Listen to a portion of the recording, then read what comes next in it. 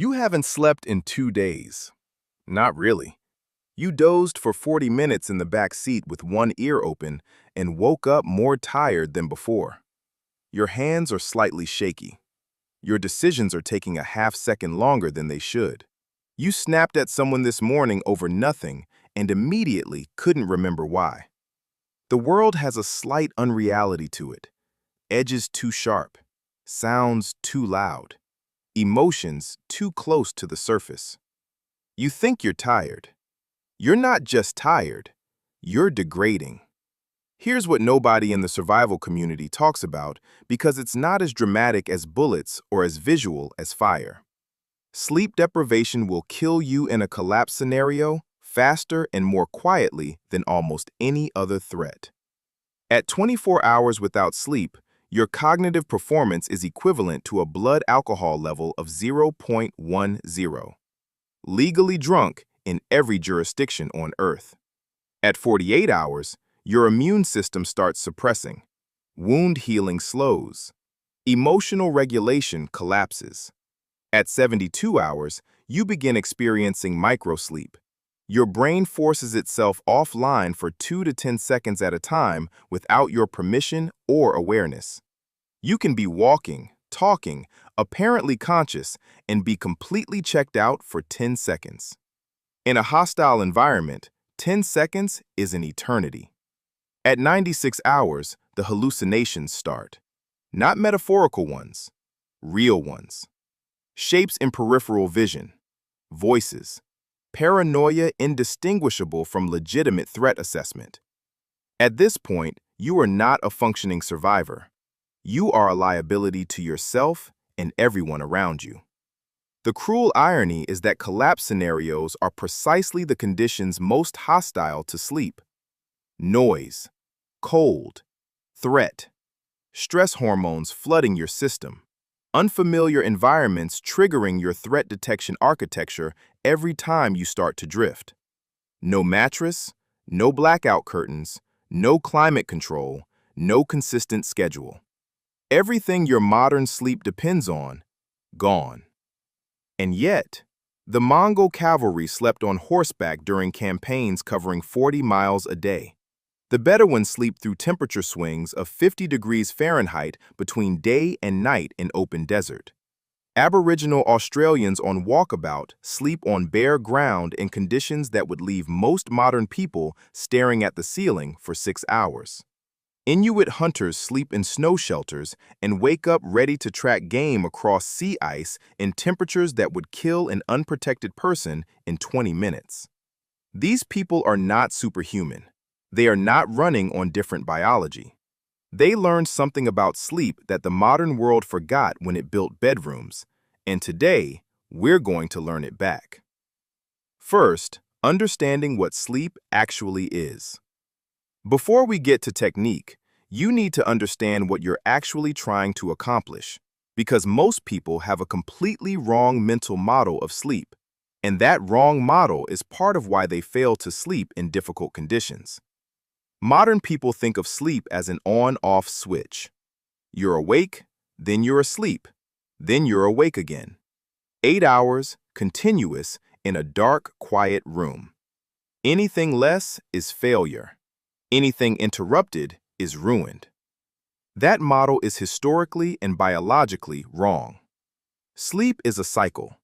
A healthy sleep architecture runs through 4 stages: light sleep, deeper sleep, deep slow-wave sleep, and REM, in a repeating cycle that takes approximately 90 minutes to complete. A full night's sleep is essentially 5 of these cycles stacked end to end. But here's what matters for field sleep.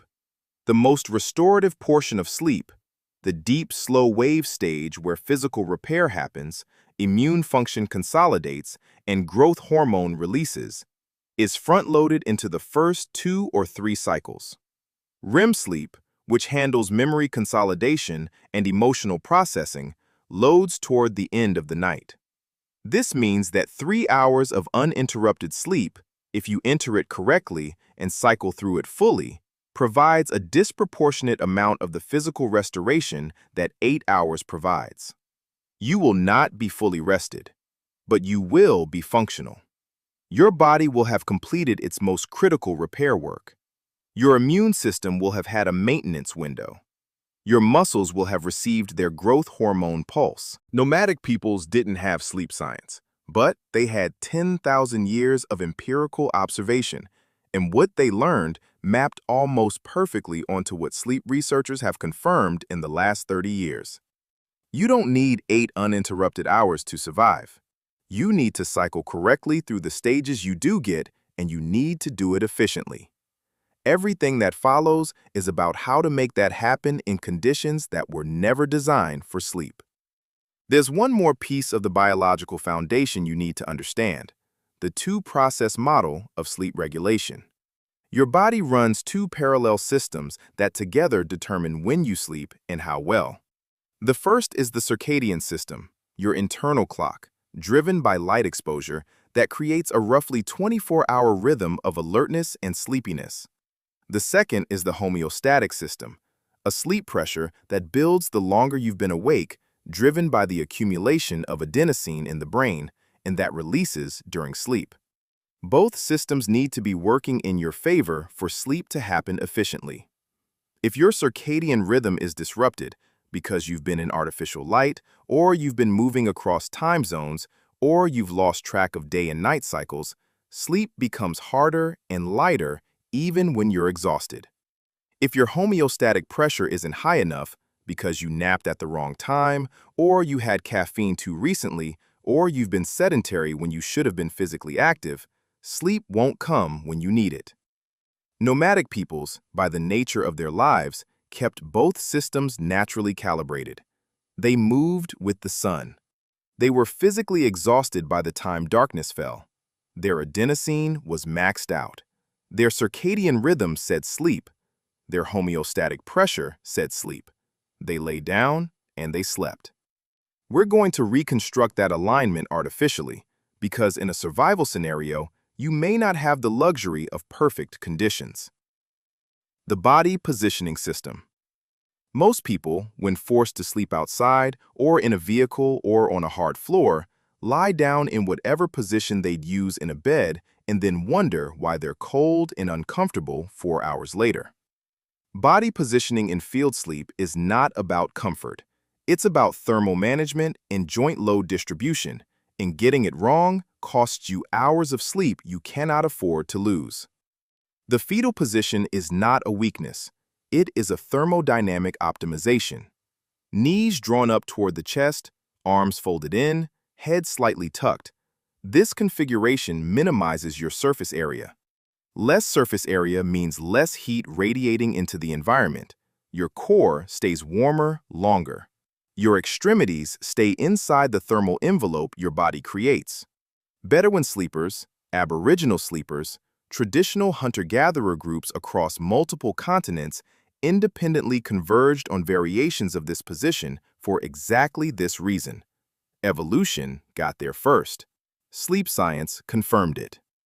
The specific refinement that most people miss: your knees should not be drawn up so tight that you're compressing your abdomen. That creates diaphragm pressure and disrupts breathing, which disrupts sleep cycling. The target angle is roughly 60 degrees at the hip, knees elevated, not jammed. Think of it as a gentle curve rather than a tight ball. Ground contact is the enemy of sleep, and most people don't take it seriously enough. The earth is a heat sink. In any condition below about 70 degrees Fahrenheit, lying directly on the ground without insulation will pull heat from your body faster than your metabolism can replace it. This is not discomfort. This is a physiological drain that keeps your body in a mild stress state, flooding your system with low-level cortisol, preventing deep sleep stages from fully engaging. The Mongol solution was the simplest possible. They never slept directly on the ground if they could avoid it. Any layer between body and earth, a folded felt blanket, a saddle pad, a pile of dried grass, changes the equation dramatically. The insulation doesn't need to be thick, it needs to be present. 4 inches of dry grass between you and cold ground is not luxury. It is a sleep quality multiplier. The head position is the most underrated variable in field sleep. Your neck is a major thermal highway, heavily vascularized, close to the skin surface, constantly losing heat if unprotected. A simple wrap of cloth around the neck and lower jaw is worth more for maintaining core temperature than an additional blanket over the legs. The Bedouin know this. Their traditional sleeping wraps cover the neck and jaw as a priority. In cold field conditions, your first insulation dollar should go to neck coverage, not to extra layers over your torso. Sleep location selection. Where you sleep matters as much as how you sleep, and nomadic peoples apply a systematic location selection process that modern people almost never think about. Wind is the primary variable. Wind strips heat through convection, the same mechanism that makes a 40-degree day with wind feel like a 25-degree day without it. A sheltered location that blocks wind will keep you warmer than an exposed location with an extra blanket. The Bedouins select sleeping positions on the leeward side of any available terrain feature, dunes, rocks, even a slight depression in flat ground, as an automatic first step. Not for comfort, for thermal survival. The specific technique. Lie down in your candidate location before you commit to it. Feel the air movement on your face for 60 seconds. If you can feel air moving consistently across your exposed skin, find a better position. What you're looking for is still air, not necessarily enclosed, just sheltered from directional airflow. Ground slope is the second variable.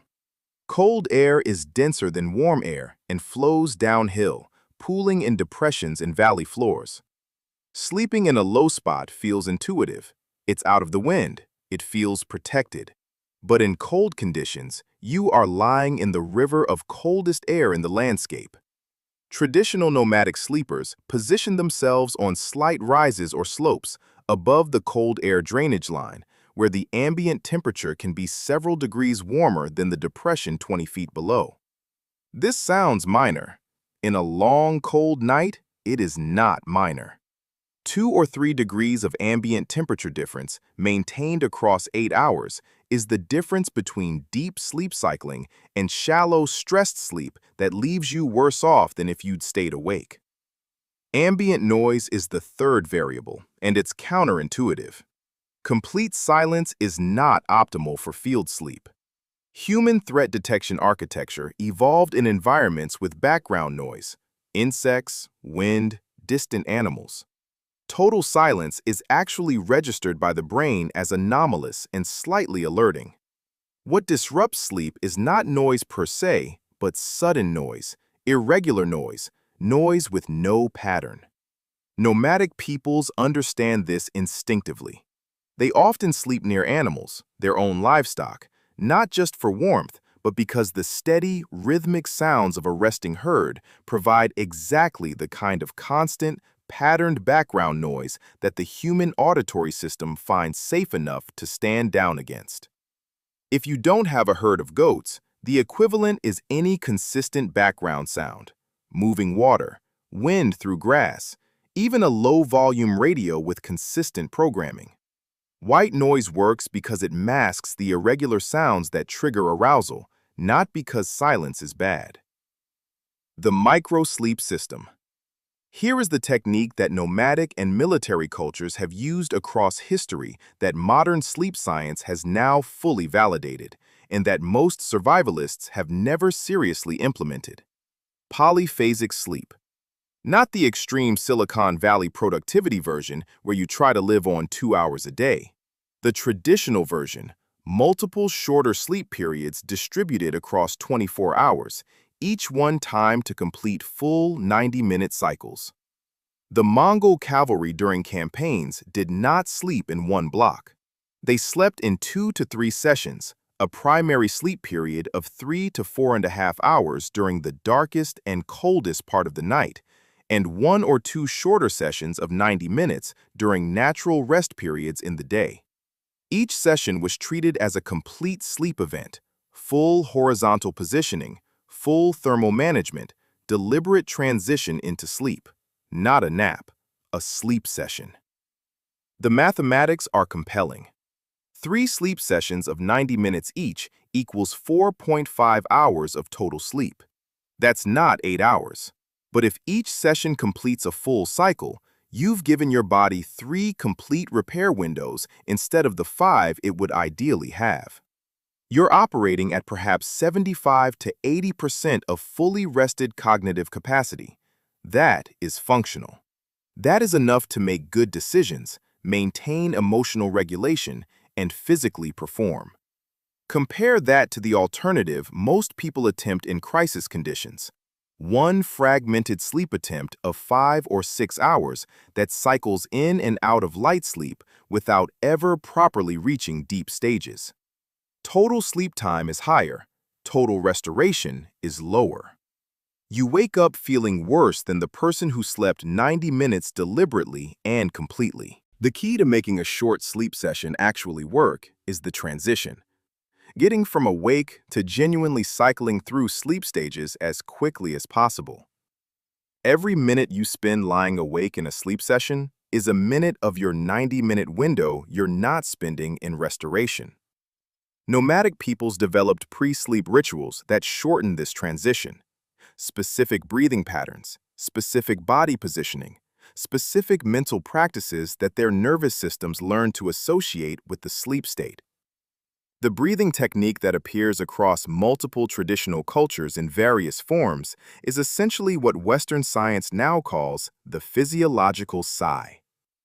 A double inhale through the nose, 2 quick sniffs that maximally inflate the lungs, followed by a long, slow, complete exhale through the mouth. This exhale activates the parasympathetic nervous system. It drops heart rate. It drops cortisol. It signals the body that threat vigilance is not required right now. Do this 4 or 5 times in succession, and your physiological state measurably shifts toward the conditions required for sleep onset. Follow it with a deliberate body scan, starting at your feet, consciously releasing muscular tension upward through your calves, thighs, abdomen, chest, shoulders, neck, jaw, eyes. Most people carry significant tension in their jaw and eyes without realizing it. Releasing that tension drops the arousal state further. Your body interprets muscular relaxation as safety. Safety allows sleep. The Mongols had a version of this. The Bedouin had a version. The specific techniques varied. The underlying mechanism was identical. Deliberately downshifting the nervous system from threat state to rest state as quickly as possible, to maximize the restoration value of whatever sleep time was available. Thermal management, the whole system. We've touched on temperature throughout, but let's be explicit about the complete thermal management strategy, because getting cold during sleep is the single most common reason field sleep fails. Your body's thermal regulation during sleep is different from thermal regulation during waking. As you enter deep sleep stages, your core temperature actually drops slightly. This is part of the sleep induction mechanism. At the same time, your ability to shiver and generate heat is suppressed during REM sleep. This means you are more vulnerable to heat loss during sleep than during equivalent rest while awake. And that vulnerability peaks exactly when your sleep is most valuable. The layering priority for field sleep, in order: ground insulation first, neck and head coverage second, core coverage third, extremity coverage last. This order is counterintuitive to most people who reach for a blanket to throw over themselves and call it done. Dry grass, leaves, cardboard, any organic material, stuffed between layers of clothing, especially over the torso and under the clothing closest to skin, creates dead air pockets that dramatically reduce radiant and convective heat loss. This is exactly what the Korean War soldiers did with newspaper. It works because air is the insulator. Any material that traps still air is performing insulation, regardless of what that material is. The pre-sleep heat investment. If any heat source is available, a fire, a warm liquid, a sun-warmed rock, use it to pre-warm your sleeping position and your body before you attempt to sleep, not during sleep. Drinking something warm shortly before sleep raises core temperature slightly, which will then gradually drop as you enter deep sleep, actually facilitating the temperature drop that your body uses as a sleep onset trigger. You're front-loading warmth so that the natural cooling process during sleep doesn't drop you below the threshold that triggers cold stress arousal. A sun-warmed rock placed near, not touching, your core during sleep releases stored heat slowly across several hours. The Bedouin use this. Heat a flat rock in afternoon sun, wrap it in cloth to slow heat release and prevent burns, position it near your abdomen. It sounds too simple to matter. In a cold desert night that drops 40 degrees from the afternoon high, it matters enormously. The psychology of field sleep. There is one more obstacle to field sleep that no amount of technique addresses unless you confront it directly: the mind that won't stop. Threat environments produce cortisol and adrenaline as a biological response to perceived danger. These hormones are specifically designed to prevent sleep. They evolved precisely to keep you alert when predators were nearby. In a collapse scenario, the threat is not a lion outside your camp. It's uncertainty, loss, fear for the people you're responsible for, the weight of decisions you made and decisions you still have to make. But your nervous system cannot tell the difference between a lion and an abstract fear. The hormonal response is identical, and it will keep you awake just as effectively. Nomadic peoples who sleep in genuinely dangerous environments, real dangerous environments, where predators and hostile groups and lethal weather are actual nightly variables, develop a psychological relationship with sleep that is fundamentally different from the modern one. They do not expect perfect safety before sleeping. They do not wait for the threat to resolve. They accept a level of ambient risk as the permanent condition of their lives, and they sleep within it. Because the alternative, chronic sleep deprivation, creates more danger than the risk they're trying to stay awake to prevent. This is a mental posture that has to be actively constructed in a crisis. You make your position as secure as you reasonably can. You set whatever warning systems you have. You designate a watch rotation if you're in a group. And then you make a deliberate decision, not a passive hope, but an active decision, that you are doing what can be done and that the next 90 minutes belong to sleep. Not to planning, not to worrying, not to running threat assessments, to sleep. The Bedouins say, worry is tomorrow's work, tonight's work is rest. That's not fatalism. That's operational wisdom from people who have been sleeping in hostile terrain for 3,000 years and who understood, without sleep science, that a rested mind makes better threat assessments than an exhausted one. The 90 minutes you spend sleeping is not time stolen from survival. It is investment in the survival capability of every waking hour that follows. The complete field sleep protocol.